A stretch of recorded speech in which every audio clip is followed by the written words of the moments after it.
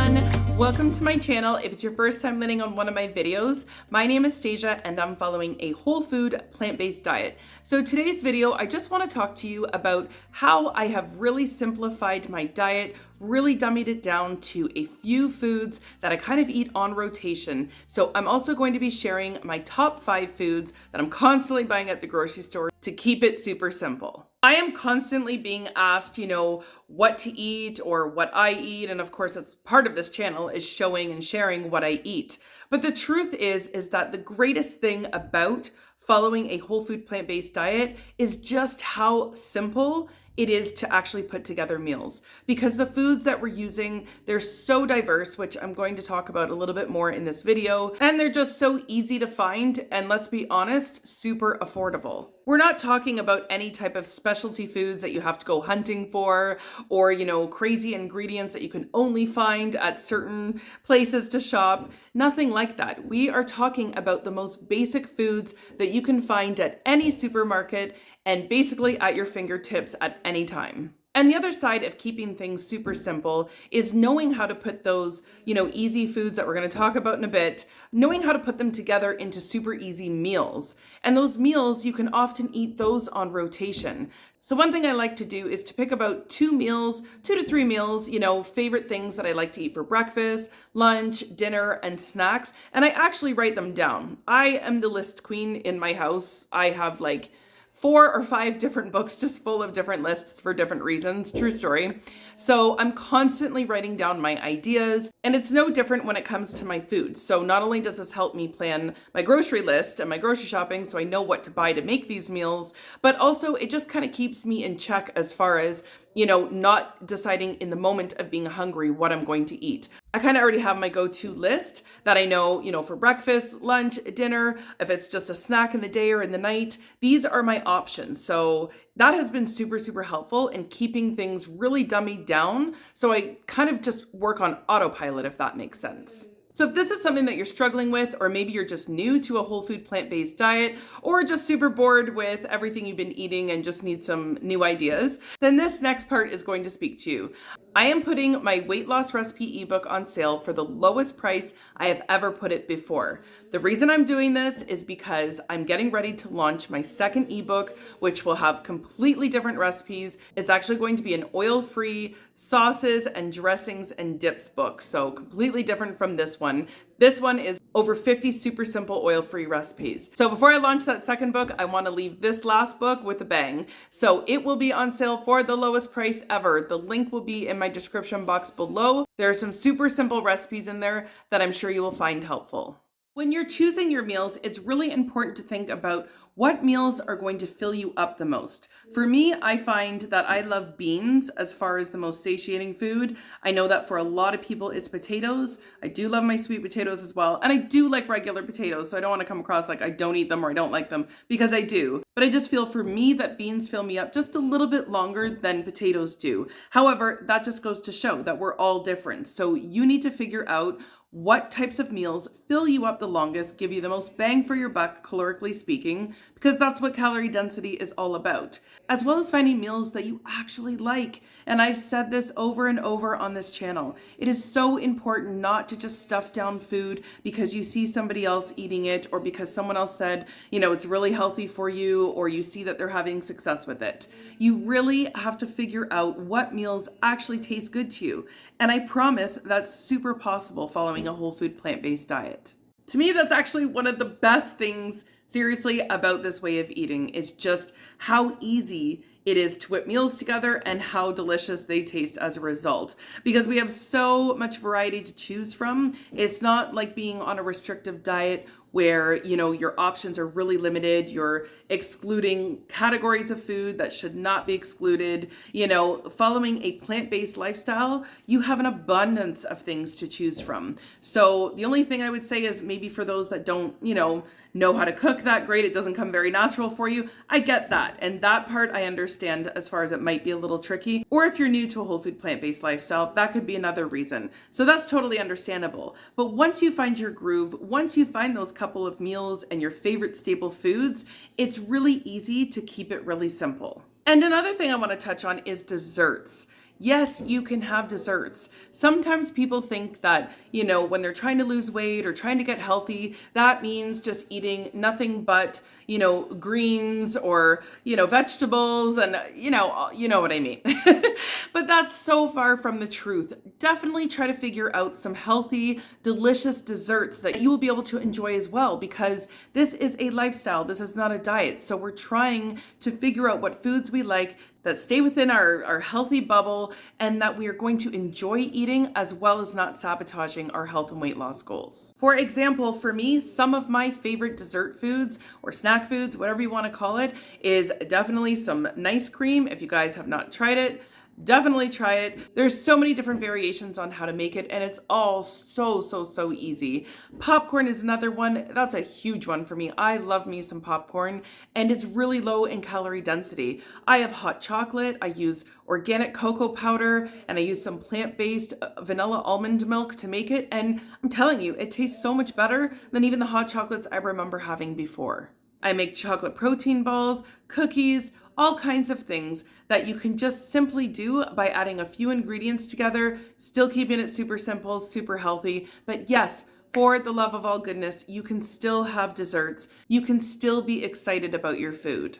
Okay, so next I'm going to talk about my 5 top foods that I'm constantly buying at the grocery store. I'm always making sure that I'm stocked up in my kitchen with them because they are my top foods that I actually prepare my meals with. So sometimes they're eaten solo, but they're also great used as ingredients for my meals that I throw together. All right, so I'm just gonna read it right off my book. I told you, lists, right? Lists for everything. So the first one are oats. Oh my goodness, oats for days. We always have oats around here. I'm actually, believe it or not, on my last bag, I had, I think, 4 bags for quite some time. And I'm just getting through the last bag now, and I will definitely be restocking this weekend. So oats are incredible. They can be used in so many more ways than just oatmeal. So of course, the most common way to eat them is as oatmeal, which again, let me stress, oatmeal is not just a breakfast food. I mentioned this in some of my other videos. Oatmeal can be eaten at any time of the day. In fact, I just had oatmeal for lunch today. So it definitely doesn't have to be exclusive to just a breakfast food. Oatmeal is an amazing food to eat when you're super hungry and you don't have anything prepped. It's one of the few starches that actually take very little time to prepare. So you can have a whole bowl of oatmeal in about 5 minutes. So it's an excellent meal to turn to if you're in a pinch and super hungry. Another thing you can do with oats really easily is whip up some oat wraps. I made a video showing how to make 2 ingredient oat wraps. I will link that video in my description box below if you want to check it out. But I had some excellent feedback from that video. For those of you who tried the recipe, said amazing things about it. It's something I still eat very often, and it'll actually probably blow your mind how easy it is to whip together a wrap right in your house using some oats and water pretty much. I have probably the best recipe, if I do say so myself, for oat granola, and I use it as a cereal sometimes. So instead of buying that granola at the grocery store that's super high fat and has God only knows what as far as preservatives and stuff like that, you can make your own oat granola so easy. So that recipe, I believe, is actually in my weight loss recipe ebook as well, but it's delicious. So sometimes I will just have that as a cereal or as a snack, or for something that I pack as a snack on the go like you would regular granola. I mean, the list could really go on with all the different ways that you can use oats, but you can do toasted oats, you can make savory oats, you can make oat bars. I mean, oats. The list could literally go on. Okay, so the next thing on my list is potatoes. Like I mentioned before, potatoes are everything. They are so filling. I buy regular potatoes, I buy sweet potatoes. Having potatoes in this household is a must, not only for myself, but for my children too. I use them all the time throughout the week. So again, potatoes are very versatile. So you don't just have to have a boring baked potato. You can boil potatoes, you can chop them up into French fries and throw them in the oven or your air fryer and make air fried oil-free French fries. They're amazing. Like, it's incredible to sit there and be able to eat French fries and know that you're actually doing something good for your health rather than something detrimental. You can also make awesome hash browns with it, mashed potatoes, and of course, soup. For those of you guys following me, you know how obsessed I am with making soups all the time, and potatoes are an excellent ingredient to throw into some soup. So I always have me some potatoes in this house. Definitely ranking as number 2 on my list. Okay, so number 3 is always having frozen fruit and frozen vegetables. Now, the reason I say frozen is not because I think they're better than fresh. I mean, I buy fresh as well, but having frozen is a must around here. The reason why is because it is such a time saver. Sometimes we don't have time to sit there and chop and wash and prep the fresh food, right? So frozen vegetables are just so easy to dump directly out of the bag and cook them however you're going to cook them. And again, they're super versatile. So if you had frozen broccoli, frozen cauliflower, even riced cauliflower is amazing as a filler to bulk up so many of your meals without really adding any extra calories to it. But with the frozen vegetables, you can steam them, you can roast them, you can air fry them, you can water saute them, and again, you can throw them in soup, like literally just with frozen vegetables and potatoes alone and maybe 1 or 2 spices. There's a soup recipe right there, like that's how easy it can be. And with frozen fruit, very similar. So you can easily whip up some nice frozen desserts using frozen fruit. So I always have frozen bananas in my freezer as well as berries. Those are probably my top 2 favorite frozen fruits that I keep around here. One is because I do make my kids a lot of smoothies. I personally don't have a ton of smoothies myself. Not that I wouldn't, it's just not something I eat a ton of. Every so often, or I might have a sip of my kids, that kind of thing. But smoothies are not really my thing, but my kids love them. So I do keep frozen fruit around for that, as well as I love snacking on frozen fruit. So again, I do love fresh fruit as well, but as far as berries and stuff when they're not in season, it's just something I do all the time, and it's something I can be consistent with all year round. So I will just dump some fruit out in the morning, kind of let them defrost on my counter. I love adding them to salads, which you guys have seen in some of my videos before, and just eating them as is also a nice treat. Now, the 4th food that I always make sure I have stocked in my house or is on that grocery list is vinegar. So following a whole food plant-based diet, not eating oil, vinegars will soon become your best friend in terms of dressings and just adding some flavor to your food when you're cooking.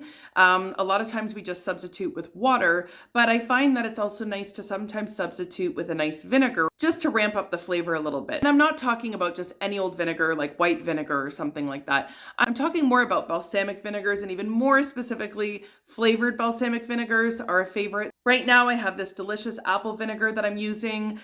Before that I had a fig flavored one. Oh my gosh, they are so delicious. They're so delicious just to like dab on your finger and taste it. It's like really that good. But the key with choosing your vinegars is making sure that they are low acidity. So for those of you who are not used to those vinegars, you might be thinking like, how can a vinegar taste that good because it's so acidic, right? But not the ones with low acid in them. They're actually quite pleasant and are very nice to eat just drizzled over a salad as is. And they also make an excellent ingredient to whip up some other types of dressings. So it can be used as an ingredient or just a standalone food on its own. Okay, so the last food that I always make sure I'm stocked up on are beans, and more specifically in my case, dry beans. Now, that doesn't mean that you guys have to do it like that. Canned beans are wonderful too. In fact, canned beans are better in terms of keeping things even more simple.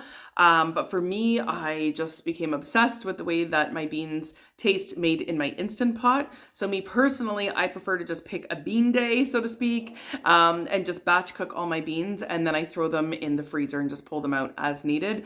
I just find that the Instant Pot makes beans super soft in comparison to the canned beans. So now it's hard for me to go back because I feel like the canned beans don't taste soft enough to my liking. But at any rate, canned beans are still wonderful and definitely a lot easier time-wise to use. So beans are not only amazing, like I mentioned before, in terms of keeping me full, but beans are also amazing because they are versatile. So with beans, again, you can make a lot of different foods out of them. So you can throw them in soup. You can eat them alone, actually, something my daughter and I do all the time. A little bit of salt or garlic salt, they are delicious. You would be surprised. We throw them in smoothies.